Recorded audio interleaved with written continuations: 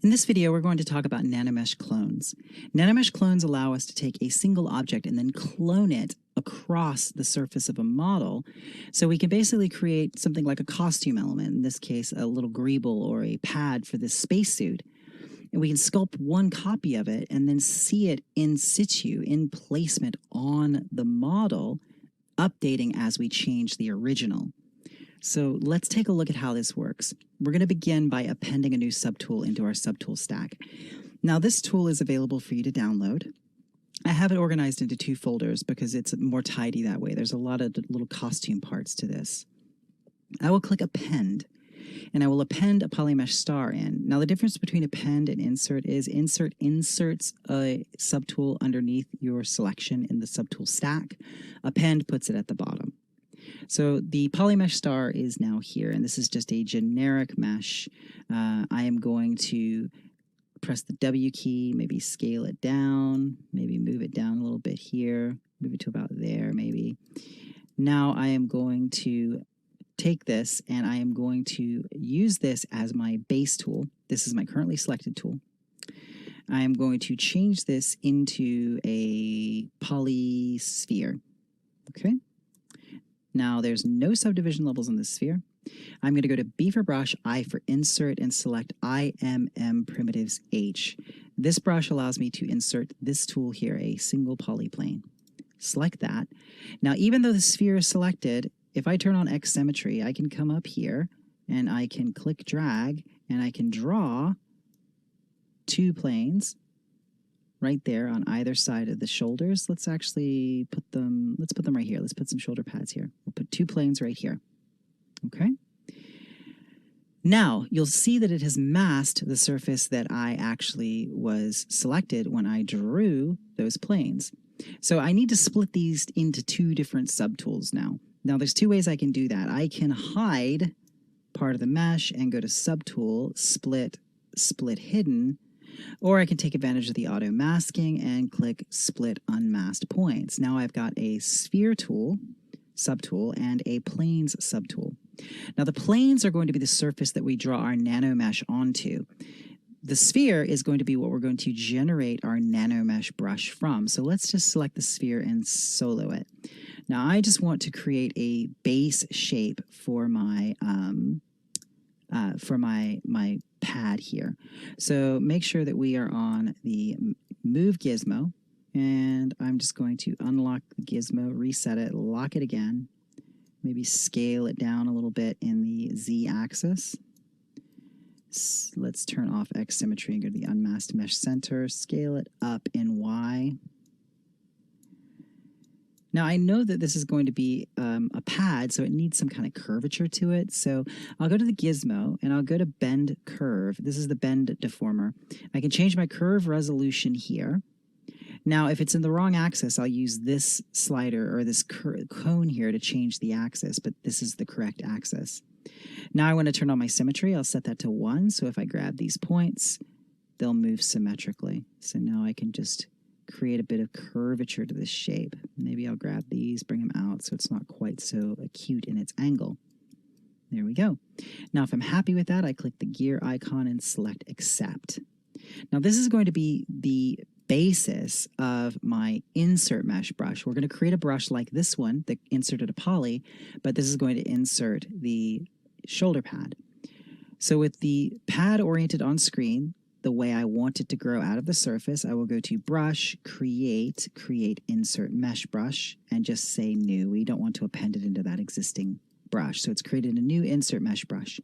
Now we have another video entirely on creating insert mesh brushes, as well as another video on NanoMesh. So the different tools that we're using in this demo, we also have full videos that delve into those tools in even more depth. But we're looking now how to combine these together to create NanoMesh clones.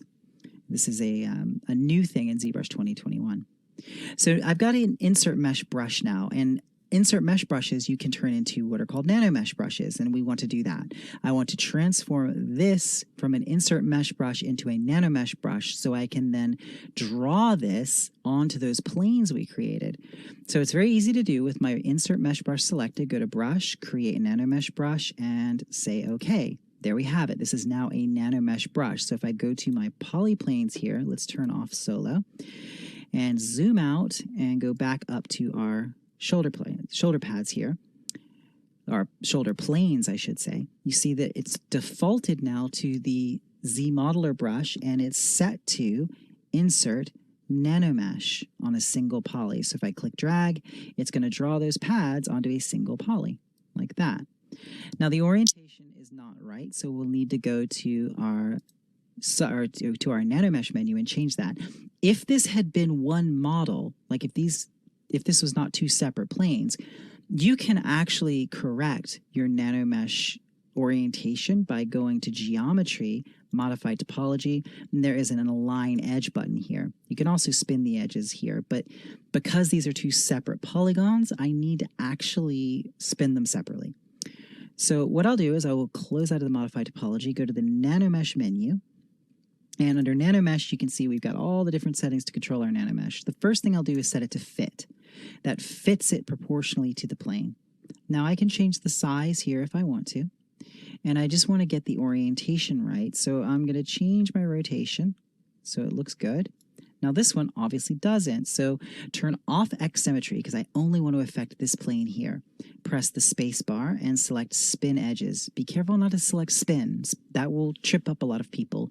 Spin edges is the one you want, and you just want a single poly. So now watch what happens when I click.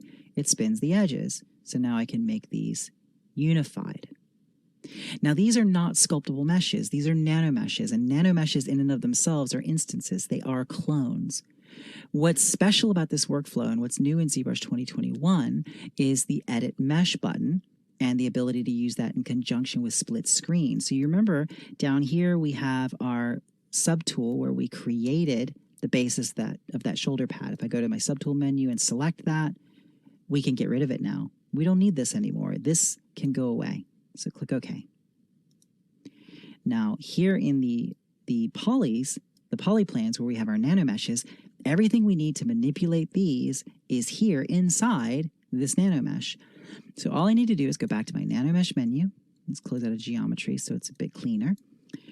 And you see we've got Show Placement and Show Instance. If I turn off Show Placement, that turns off those polyplanes, which can make it easier to see things. If I turn off Show Instances, then I don't see my instances anymore. I just see the polyplanes, which is actually not terribly useful. So we'll turn on the instances again. Now what's very cool is if I turn off Show Placement and then turn on Edit Mesh, I'll get a split screen. So now I've got this split screen where I can actually manipulate this object and I can see it update over here. So I'm not quite happy with their placement just yet. So I'm going to turn off Edit Mesh. And if I mouse over, you see those planes are still there. All right. So I am going to go to the Transpose Gizmo, turn on X Symmetry, and turn on Local Symmetry right here. And I'm just going to rotate these planes, and the resulting mesh follows suit. So there we go. You see we can actually place these shoulder pads far more accurately, just like this. I can even scale them a little bit in the y-axis, maybe rotate, oops, that's scale, rotate them a little bit, move them back this way. There we go. All right, so let's go to our subtools here, and I am going to turn off the costume. So we just have these, and then I'm going to go back to my NanoMesh and Edit Mesh. So now you see I can actually zoom in and out, and I'm not seeing the rest of the costume. I'm just seeing those subtools which are currently visible. So if you want to isolate something, you can turn off the other subtools before you go into your split screen. Now your split screen you can change. You can do top and bottom, do something like this. You can do version 3, which just flips left and right. Version 4, which flips top and bottom. Usually I just leave it here at 1. Now, split screen is also found under the transform menu. You see here, there's also a split screen option as well. So here I have my edit mesh. Now I can change this and do anything to this. This will update pretty much anything except for dynamic subdivision levels, which is in and of itself pretty amazing. So if I start subdividing this and then start making changes to it, I'll turn on my X symmetry and I'll take just the move brush and then make changes with the move brush. You see it updates over there on the other side. However, you notice because my mesh was actually so kind of equilateral, we have it flipped. You see it's the bottom is the top and the top is the bottom. So I can do this. I can go to my transform, turn off X symmetry, and I could rotate this around like that, and then go back to my draw, and that's not going to actually do what I want it to do. So what I will need to do in that case is turn off Edit Mesh, turn on Show Placement, and let's go back to Transform, and let's turn Split Screen off. There we go. And let's turn Show Placement, or Show Instances again, and I'm going to have to spin my faces. So this time, I can actually go to Geometry, go to Modify Topology, and Spin Edge. So let's spin those twice. Now, if I go back to Edit Mesh, and then take my move brush and make a change, now the orientation is correct. So let's turn off that show placement. So those planes are no longer there. So I can come in here and I can make changes like this. I can move that up. Maybe from the side here, I want to actually scooch this out. Or what I could even do is go to B for brush, T for trim, go to my trim circle brush, click OK, and then Control Shift click, and that creates this trim circle like this. Let go of that, and you see it's not working because I have subdivision levels. So what I'll need to do is delete my subdivisions or use the clip curve brush instead. B for brush, C for clip, use clip circle, and I'll just skip that note. Control Shift click. Now, depending on the structure of the geometry, this may or may not work. We go into this in a lot more detail in the clip brushes, but if we've got undercuts, we can end up with something like that where we get these flared edges. So in that case, we're going to want to go ahead and use the trim brush because the trim brush actually cuts geometry away. So go to B for brush, T for trim, go to trim circle, Control Shift, click and drag. And then I just want to scallop out some area here. And the reason I did that, you can see, is so there's clearance there for the body to move. Now, it would probably be helpful now to actually see the costume again. So we turn that on and you see why I did that with even more clarity. That just makes that look all the more clean and natural. And it feels like there can be actual articulation there. Let's do the same thing here. Let's clean up this little bit here. I can use the circle for this, and I can get a nice shape like that. You see the effect that that has there. Or I can do something like this. I can go to B for brush, T for trim, and go to my trim curve.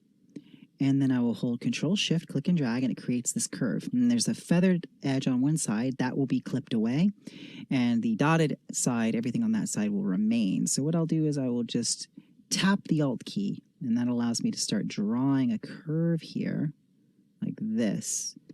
And there you see it scallops that out, but not quite what I want. So let me undo that. Sometimes these brushes can be a little bit picky about where you draw from and the shape. There you go. So that's much more effective there. So look at that. We're getting this nice continuation of this line. Now, if I were to take my my mesh here and then rotate it 90 degrees like this, you see what happens there. If I undo that and take this mesh and rotate it like this, you can watch it update in real time, which is super cool. So I'm going to take my move brush and make sure my X symmetry is turned on, and we'll just pull this a little bit forward like that. And now let's add a bit more detail to this. So one thing you might want to be careful with is I'm going to save my work really quick just by pressing the 9 hotkey that auto saves a project. When I do that, sometimes you'll have to come back and turn on Edit Mesh again. So be aware of that. So if you increase your resolution, so I have increased my resolution to 373,000 faces, go to Clay Tubes brush, sometimes you might get a little bit of a delay as it's updating over here. So just be aware that that could sort of slow things down for you. If so, that's not a problem. All you need to do is turn off show instances. Now you'll be able to sculpt absolutely normally. So maybe I want to go to B for brush, L for layer, and select the layer brush, and then I can use the layer brush to create some shapes like this. Maybe I want to put some little sort of tracery details. And I'm going to use one of my favorite and least known tools in ZBrush under Stroke, Modifiers, Replay Last. And this brush, or this tool, doesn't have its own hotkey. Or I believe it might. I think it's actually the number 1 by default, but I changed this to Alt-1, and I use this all the time. So set a hotkey for this if you don't have one. And what it does is it replays your last stroke. So I haven't done anything since I drew this stroke. But if I were to turn my draw size down, maybe hit the lower bracket key a few times, and then Alt-1, it will replay that stroke. See that? It's replaying it. If I turn my brush size down again, and then replay that stroke with Alt-1, you see it's actually creating another one. I could also, let's undo 2 of those. This is really cool. I'll turn on Z sub and turn up my Z intensity, and I'll replay that stroke, and that will create a recess there. It's just, it's the coolest thing. I really, really love this, and I use it all the time. I talk about it in other chapters as well. It's like with alphas, hard surface. It's just one of the most useful and least known about things in ZBrush, in my opinion. I'll go to the Dam Standard brush here, and I'm just going to create a little, make sure that we have our X symmetry turned on so we get it on both sides there. And I want to create a little bit of another bit of tracery or detail there, but I need to turn on Lazy Mouse to get the best possible stroke. So I'll go to the Stroke menu, and I will go to Lazy Mouse, and let's turn Lazy Mouse radius up like this. And I'm going to go to 0 for split screen. I don't actually need to see the instances just yet. I just want to be able to see what I'm working on. I'll turn on solo, and this gives me my full screen resolution, which you might find handy. It's actually how I prefer to work with these tools. So I'm going to draw, and now this is going to give me a little bit of a delay in my stroke, so I can create kind of a sweeping shape like that. Now, I can do another one. If I hold down the Alt key while I'm using the Dam Standard brush, it actually pinches up and creates this really cool raised shape like this. Do something along these lines here. Maybe we'll bring that up and around like this. So we're just getting some cool kind of shapes here. We'll turn our brush size up. I'm using the bracket keys for this, which I don't do often, but if I want to get kind of a precision change so I know I can get back to the exact same size it was, I'll use the brackets, because I'll do 2 up, and then I know if I want to get back to exactly where I was, it's 2 down. So let's go ahead and subtract with this like that, and let's go back to our layer brush. And I'll take the layer brush. Now, the layer brush works great with alphas as well. I could take something like this alpha and drag rectangle and then just click drag. And I've got that set to subtraction right now. So it's creating kind of a really neat shape. If I set this back to add and then click drag, I can create something that's drawing out just to one flat layer.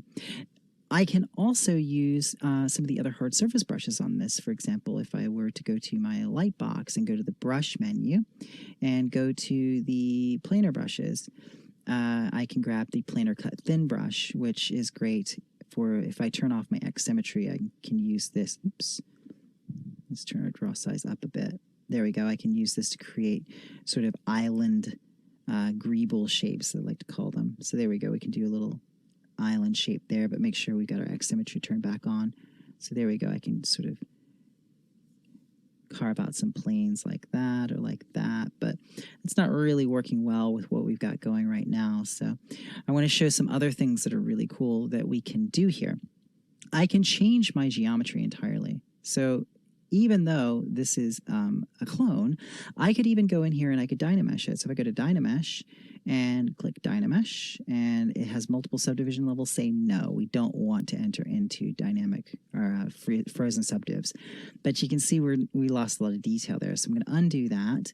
And in my DynaMesh settings, let's turn on project. That projects onto the original. So I'll turn that on and say no, and see if that doesn't give me a better result. And that actually really does. So I didn't even have to really raise my resolution, but it's a little bit lossy through there. If I undo that, you see. So let's raise that resolution just a little bit and then DynaMesh.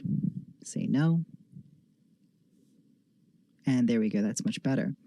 So with DynaMesh, of course, I can do insert meshes. So let's say I go to B for brush, I for insert, and grab that IMM primitives, and we'll grab an insert sphere. So if I click and drag to draw these spheres as they are, obviously they're sitting well up on top of the surface. Now, if I take the brush menu and tear this off and go to my modifiers, there's a couple things we can do. I could take my projection strength and turn my projection strength up, and that projects it as it draws, but that's not going to countersink it. So if I bring that back down to 0 and go to depth, here you can see that's what's controlling my depth. If I bring this down and then draw, those draw countersunk into that surface. And I can change how deep they go depending on how deep that's set. So let's do something like this. And let's say we want to do a few more of these. Let's do something like, I'm turning my draw size down, and there we go. We'll draw a couple there. And we'll draw a few here, like that. Now, you'll notice that these are asymmetrical. These shapes here are asymmetrical. This is not actually sitting in symmetrical space right now, but that's not actually a problem. I'll show you how we fix that. Control, click, and drag twice to execute DynaMesh. Now, if I want to resymmetrize this, what I will do is I will go to my deformation menu, and I'm going to use mirror and weld. Now, mirror and weld takes what's on this side and mirrors it over to the other. So I'm just going to mirror it across the x-axis to begin with, and then I will go to geometry, modify topology, mirror and weld across the x-axis. So you see we're on the x-axis here, mirror and weld, and there we go. Let's resymmetrize that. So let's take a look again at how it's looking in NanoMesh. So let's turn on Show Instances and turn off Solo and Show Placement. Let's turn Split Screen back on. And there we can see our instances. So we zoom in here. Let's turn off Show Placement so the gears go away. So there we go. There's our shoulder pads. Now, if I want to change the planes that they're on, I will go to the transpose gizmo. So let's go back over here, and I'm going to turn off edit mesh.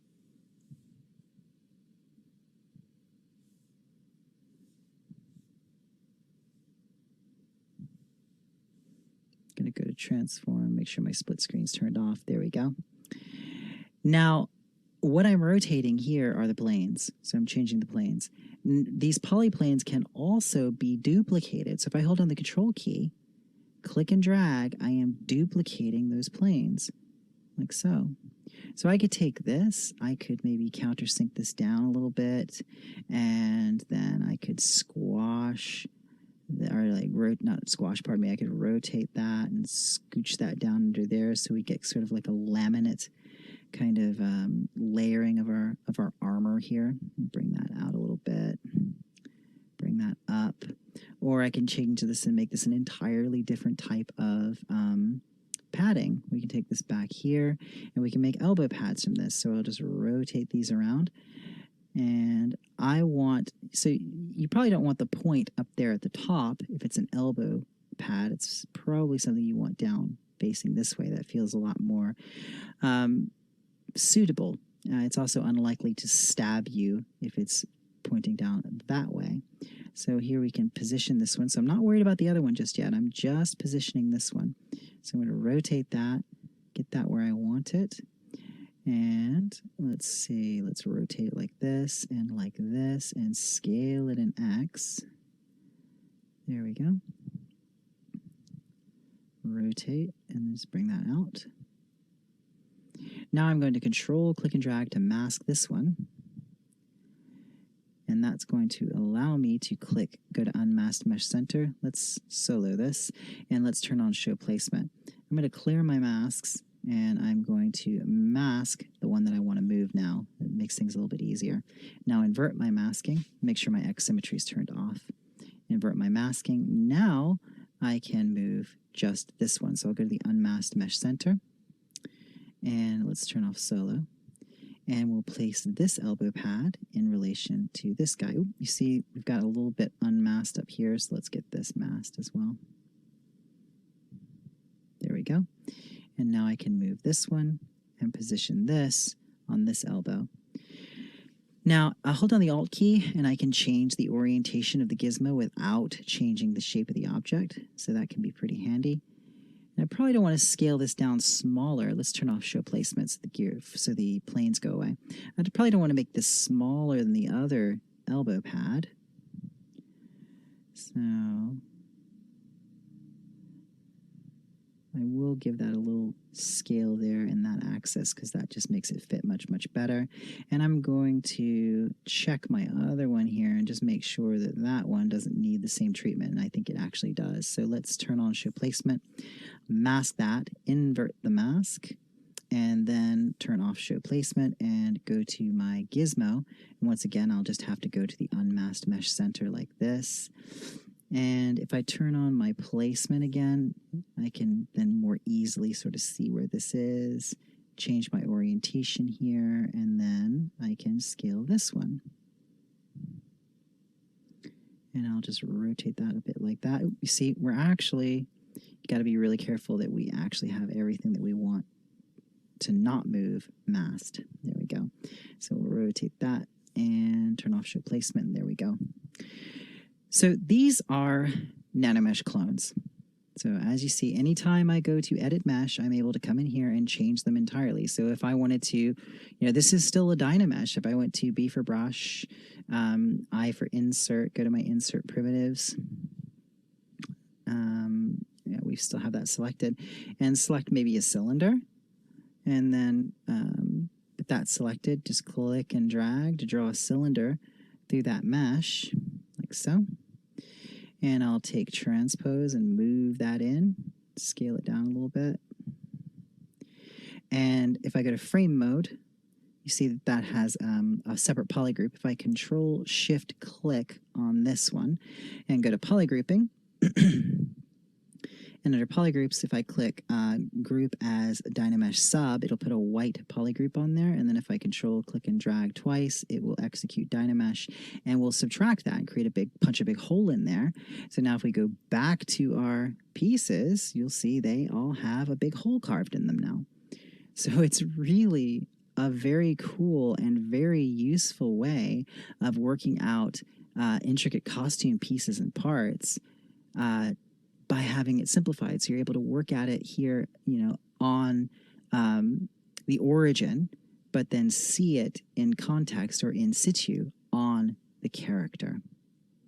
So that is NanoMesh Clones. And like I said, that draws on a lot of different things that we talk about elsewhere, like the NanoMesh tools themselves. So if you have not seen the video yet on NanoMesh, it's quite useful because there's a lot of other stuff that we can do with NanoMesh, but NanoMesh Clones is an application of the tool that is new to 2021. So I hope you've enjoyed this video and you can see ways that you can use this in your own workflows. Thanks for watching, and I will see you in the next chapter.